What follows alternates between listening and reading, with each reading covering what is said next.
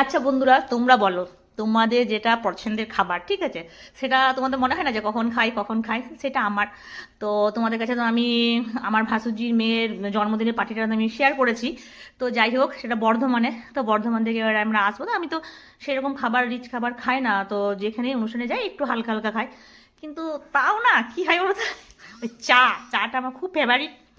চা খাওয়ার জন্য আমার মানে মন ছটপট করছে। সারা রাস্তা আমি বলে আসছি আমার হাজবেন্ডকে যে কোথাও দাঁড়াবে, একটু চা খাবো একটু চা খাবো, মানে এটা আমার মনে হচ্ছে। তো সবাই বলছে যে এদিকে আমার গা বমি লাগছে, ঠিক আছে, তো বমির ওষুধও খেয়েছি।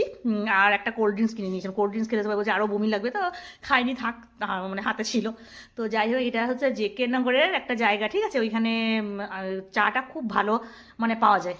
হ্যাঁ, মনে পড়েছে, যে এখানে করে পেহেলওয়ান ওই দোকানে মানে চায়ের জায়গাটা মানে খুব ভালো। মানে এখানে চিকেন পকোড়া, পনির পকোড়া, ভেজ পকোড়া সব কিছু বিক্রি হয়। প্রচুর লোক হয়, মানে এত লোক হয় না, মানে কি বল, লোকজন হয়, মানে ভিড়টা খুব বেশি। তো সেখানে গেলাম, তারপর ওইখানে নেমে আমরা চা খেলাম আর পকোড়া খেলাম, চিকেন পকোড়া খেলাম। তো আমরা সবাই মিলে খুব আনন্দ করেছি। তো এইরকম আমি কি করবো, আমি তো আমার অভ্যাসটা চেঞ্জ করতেই পারছি না, চা দেখলেই খেতে মন যায়।